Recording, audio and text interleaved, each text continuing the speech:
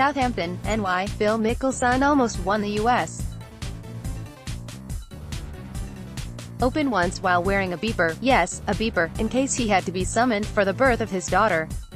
He skipped another one because the same daughter was graduating from high school. If it seems like Mickelson has been chasing Open titles almost as long as the USGA has been putting the tournament on, well, it's not that much of a stretch. This is his 27th Open, and his third at Shinnecock Hills, where the first time he played was so long ago the winner hit a 4-wood made out of real wood on the 18th hole to capture the championship. The way he played Thursday, this Open isn't going to end much better for Mickelson than any of the others. His opening round left him speechless, at least publicly.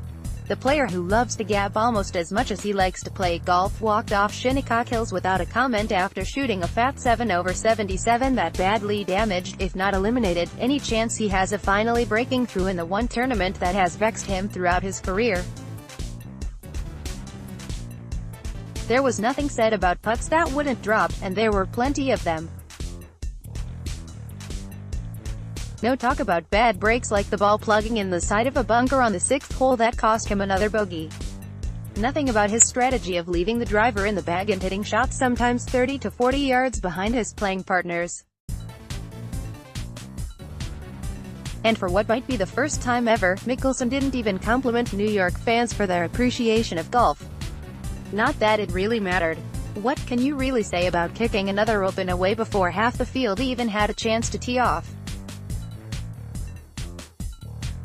That's pretty much what Mickelson did, as his long, somewhat strange relationship with the national championship continued in the warm sunshine of an early summer day on Long Island.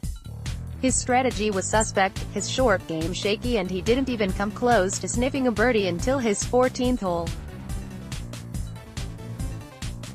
About the only positive he could take out of it was he beat playing partners Rory McIlroy and Jordan Spieth as what seemed like a dream pairing turned into a nightmare for three of the world's best players. "It was just blah," said Spieth, the only member of the threesome to comment.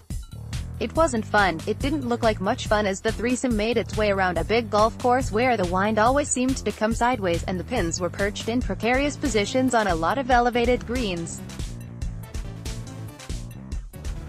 There wasn't much conversation among the three, which is hardly surprising on a day when they combined to shoot an astonishing 25 over par in just one 18-hole round. The large crowds that came to cheer them on politely clapped for the occasional par, and urged them on. But every hole seemed to contain unseen dangers as the wind blew and Shinnecock Hills played slippery and fast. For Spieth and McIlroy, it was a disastrous start with respective rounds of 78 and 80. But they've already won an Open and are young enough to have a lot of chances to win more in the future. Mickelson, meanwhile, is now 47 and his chances are running out. He's finished second 6 different times in the Open, coming agonizingly close several times, including the last time it was held here, in 2004, when he held a lead on the back 9 only to 3-putt from 5 feet on the 17th hole to throw away his best chance. Unless he can somehow find a way, and soon, to complete the career Grand Slam in the Open, his legacy in the national championship will end up being one of failure and heartbreak. That probably wasn't on Mickelson's mind as he left Shinnecock Hills in the early afternoon, though his silence made it difficult to interpret too much. His immediate thoughts need to go into making the cut, and that will be an uphill task while playing in the afternoon on Friday, when conditions tend to be tougher. The love-hate relationship Mickelson has with the Open continues.